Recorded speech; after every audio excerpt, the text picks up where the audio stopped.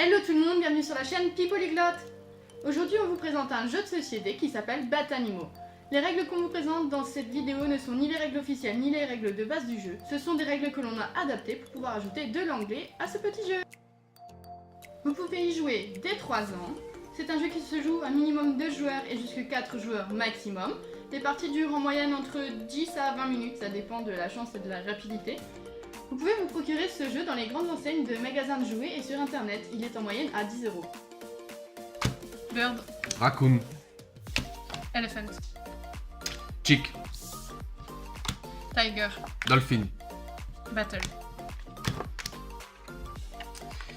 Donkey, Chicken, Pig, Wolf, Hedgehog, Bee,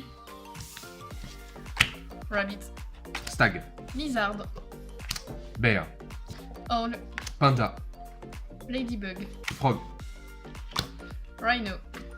Mosquito. C'est un jeu de bataille mais avec des animaux. Le but du jeu est de remporter toutes les cartes. Chaque joueur pose sa carte du dessus et nomme l'animal en anglais. C'est celui qui a mis l'animal le plus grand qui emporte le pli. Pour déterminer quel animal est le plus grand, il y a des nombres sur le côté. Vous pouvez d'ailleurs les lire en anglais. Celui qui emporte le pli récupère le tout et le met sous son paquet de cartes.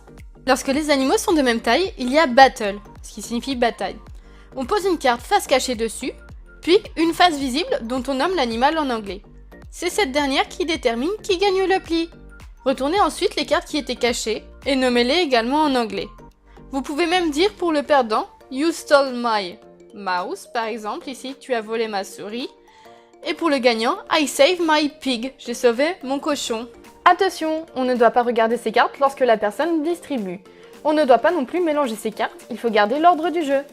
Quand on gagne une pli, il faut bien la mettre en dessous de son tas dans le bon sens. Si les enfants se trompent de sens, vous pouvez leur indiquer de les remettre à l'endroit en utilisant le mot upside down. Lorsque vous distribuez les cartes, vous pouvez les compter en anglais. Il faut distribuer toutes les cartes.